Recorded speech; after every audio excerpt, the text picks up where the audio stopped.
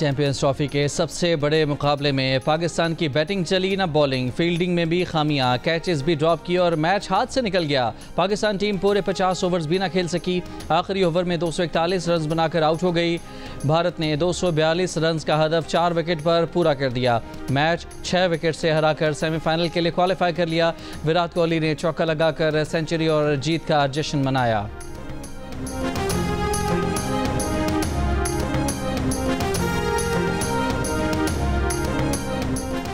Pakistan cricket team के कप्तान मोहम्मद रिजवान का कहना है कि टॉस जीतने का फ़ायदा ना उठा सके। 280 रन तक पहुंचना चाहते थे, लेकिन भारतीय बॉलर्स ने मिडिल ओवर्स में अच्छी बॉलिंग की।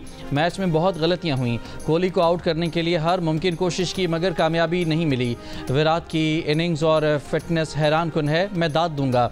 भारतीय क्रिकेट टीम के कप्तान रोहित शर्मा ने कहा कि जीत का क्रेडिट टीम के तमाम खिलाड़ियों को जाता है। कोहली को अपने मुल्क के लिए खेलना और परफॉर्म करना पसंद है। इस मैच में भी उसने ऐसा ही किया।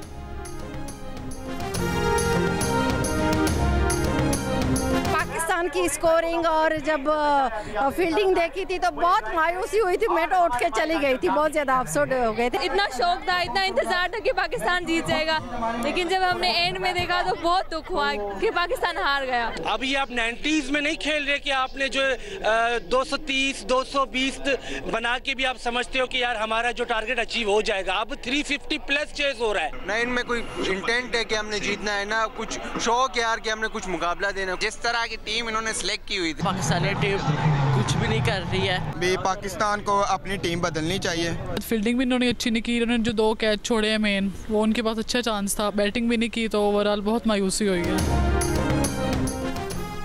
पाकिस्तान की हार पर तमाशाई मायूस, किसी की टीम की सिलेक्शन पर शिकायत, कोई बॉलिंग से, कोई बैटिंग से और कोई फील्डिंग से परेशान। दुबई में भी पाकिस्तानी तमाशाई हार पर अफसुर्दा।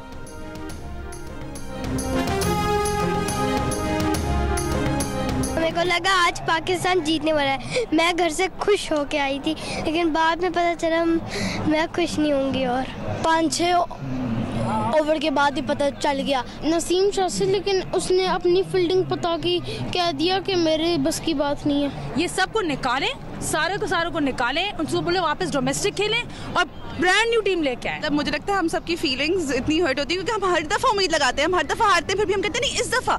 मैंने इसको बोला, मैंने कहा नहीं शायद इस दफा हम शायद आज जीत जाएंगे। विराट कोहली ने कहा कि अपनी परफॉर्मेंस से खुश हूँ। स्पिनर्स को आराम से खेला, 1-2 रन बनाते रहे। मुझे मालूम है कि किस फॉर्मेट में कैसा खेलना है। वनडे क्रिकेट में ऐसे ही खेलता हूँ।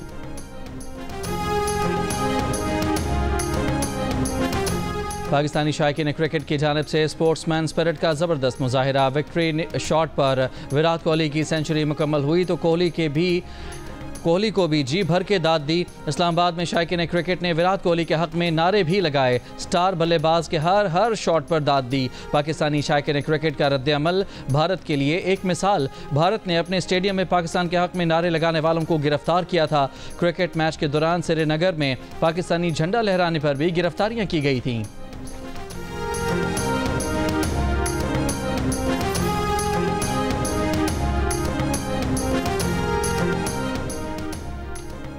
खैबर पख्तूनख्वा में मकामी सतह पर मंकी पॉक्स का पहला केस रिपोर्ट। मुशीर सेहत एहतशाम खान ने कहा मुतासरा खातून का शौहर हाल ही में एक खलीजी मुल्क से वापस आया था।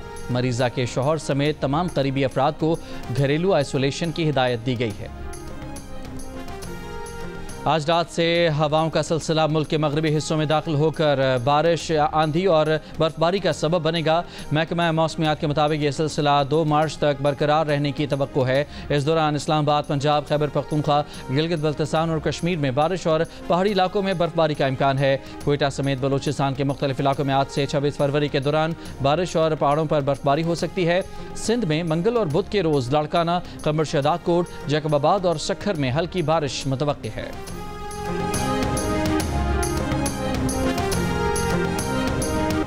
तुरबत से 7 अफराद के मुबैना तौर पर लापता होने के खिलाफ लवाहिकीन का धरना। धरने में खवातीन भी शामिल। मुबैना लापता अफराद की बाजियाबी का मुतालबा। धरने के बायस तुरबत से गवादर और कराची जाने वाली गाड़ियाँ फंस गईं। मुसाफिर परेशान। लवाहिकीन का इल्ज़ाम है कि 7 अफराद तुरबत के इलाके बहमन से लापता हुए थे। पेशावर के खैबर मेडिकल कॉलेज में बुक फेयर की इजाज़त न मिलने पर इस्लामी जमीयत तलबा का यूनिवर्सिटी रोड पर एहतजाज। पुलिस से झड़प में मुतादिद तलबा के जख्मी होने के बाद मुजाहिरीन ने धरना दे दिया। घंटों एहतजाज के बाद पुलिस के तलबा से मुज़ाकरात। एहतजाज करने वाले तलबा के खिलाफ मुकदमात दर्ज न करने और बुक फेयर की इजाज़त मिलने की यकीन दहानी पर धरना खत्म। यूनिवर्सिटी रोड पर ट्रैफिक बहाल हो गई।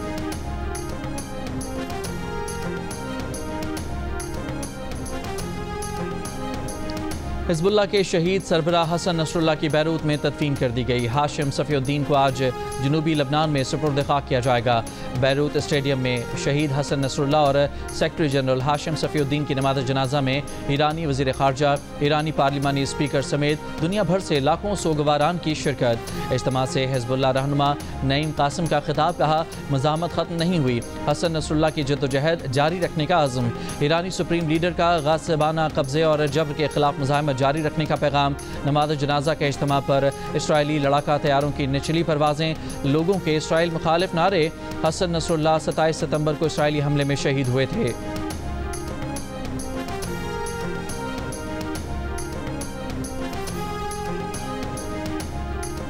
इसराइल की हठधर्मी, 600 से ज़ायद फ़लस्तीनी कैदी रिहा नहीं किए। गजा जंगबंदी मुआहदे के तहत हमास ने हफ्ते को 6 यरगमाली रिहा किए। खुशबाश यरगमालियों की रिहाई की तकारीब और इसराइली यरगमाली के हमास रुकन का माथा चूमने के मनाजिर से इसराइल बरहम। दुनिया भर में वायरल वीडियोज़ को खतरआमेज़ करार दिया और फ़लस्तीनी कैदियों की रिहाई रोक दी। नेतन्याहू ने किसी भी लम्हे जंग दोबारा शुरू करने की धमकी भी दे दी। कहा बातचीत या किसी भी तरीके से गजा जंग के मकासद हासिल करके रहेंगे। हमास का कहना है कि इसराइली वज़ीर आज़म जंग बंदी मुआहदे को सबूताज करने के घिनौने खेल खेल रहे हैं।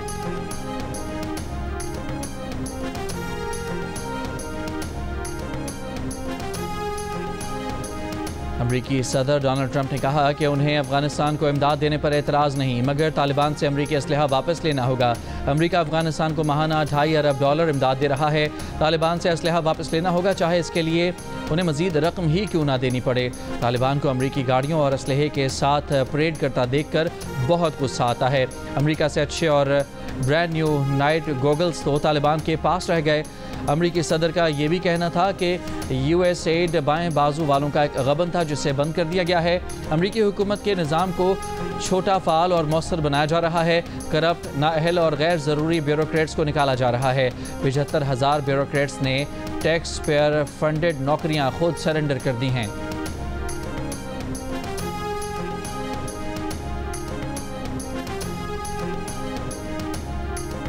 ईरान के नायब सदर जवाद ज़रीफ ने कहा है कि पाकिस्तान अहम पड़ोसी मुल्क है। हर मुमकिन कोशिश करनी चाहिए कि इससे ताल्लुकात मज़ीद बेहतर हों। पाकिस्तान के सफ़ीर मोहम्मद मुदस्सिर टीपू से तेहरान में मुलाकात में गुफ्तगू। मईशत, सिक्योरिटी और मिलिट्री डोमेन समेत मुख्तलिफ शोबों में दो तरफ़ा ताल्लुकात बढ़ाने के अमूर पर बातचीत। पाकिस्तान के सफ़ीर मुदस्सिर टीपू का भी कहना था कि दो तरफ़ा ताउन में इजाफ़ा इंतहाई अहम है।